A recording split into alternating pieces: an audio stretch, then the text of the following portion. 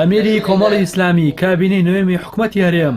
بە شایستەی حیزبەکەی نازانین تا بەشداری تێدا بکات و دەڵێت حکومەتێک بەم جۆرە پێک بێت هیچ خێرێکی بۆ هاوڵاتیان لێ ناکەوێتەوە. مامۆستا عەلی باپیر ئەمیری کۆمەڵی ئیسلامی لە میانی کۆڕێکدا کە ناوەندی زانکۆ و پەیمانگاکانی سلێمانی ڕێکخراوی قوتابیانی کوردستان بۆ ئیساس کردبووتی دواکەوتنی پێکهێنانی حکومەت لەبەر پلە و پۆستە نەک خەمی هاوڵاتیان و چاکسازی و خراپ لە نێوان سێلایەن یەکەمی هەڵبژاردنەکان و لەسەر دابەشکردنی پۆستەکان ئاڵقاوە کە هیواخواز بوو گرێکوێرەکانی پێکهێنانی حکومەت لەسەر چەسپاندنی عەدالەت و دادگەری و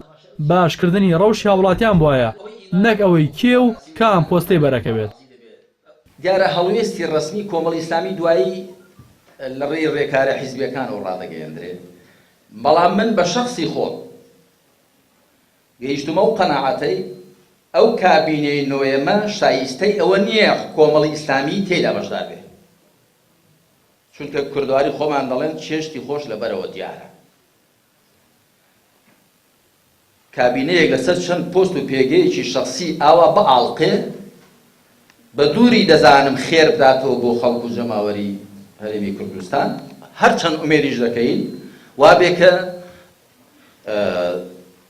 لە شوێنی هێوا و ئاوات و داخوازیەکانی خەڵکی هەرێمی کوردستان بێ وەکو گوتم بڕیاری ڕسمیش دوای کۆمەڵی ئیسلامی لە ڕێی ڕێکارە حیزبیەکانی خۆیەوە دەیدا. بەڵامەوە هەڵوێستی شخصی خۆمە کە پێم گوتم ئەم کابینەی نوێمە زۆر بەداخەوە دەڵێن کە لە نێوان ئەو سێلایەنەدا کە تا ئێستا ئەوان دیارن بیانێ پێچی بێنن ئاڵقا زۆر خراپ ئاڵقا من حەزم دەکرد کە ئاڵقا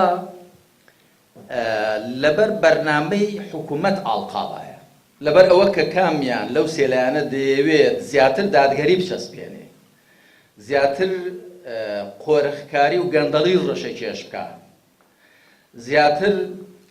ماف و ئازادیەکان بۆ خەڵکی دابینکە زیاتر گرفت و کێشەکانی خەڵک چارەسەرکە.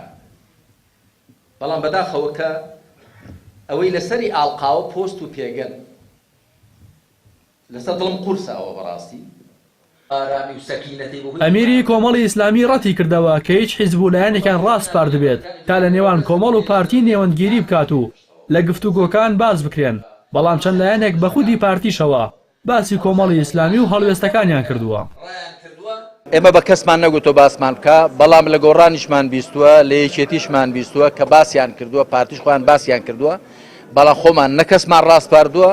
و نە چیسەشمان بۆ بەشداری حکوومەت هەڵدرووە و نەزۆری بە تاسوف و تاسوخۆین، بەڵام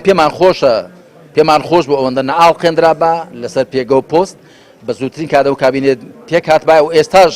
هیوادارین بە زووترین کات پێک بێ و حکوومەتێکیش بێ وەڵامگۆ داخوازیەکانی خەڵک بێ. بەڵام ئەو تێبینی خۆمان خستە ڕووکە.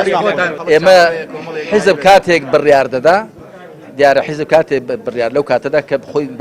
بە چاکی دەزانێت دەبێت شتەکە بگاتە شوێنی خۆی، بەڵام قەنەعەتی شخصی خۆم ڕاگەیان کە ئەم کابینێ بە شایستەی ئەوە نازانین تیا بەشدار بین.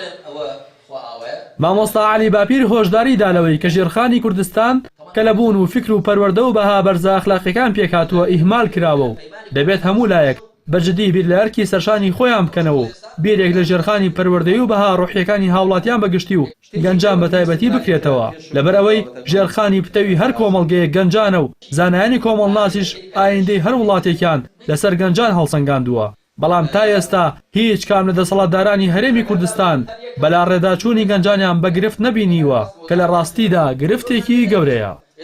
ڕاستی حەمامین، کەناڵی ئاسمانی پەیام، سلێمانی.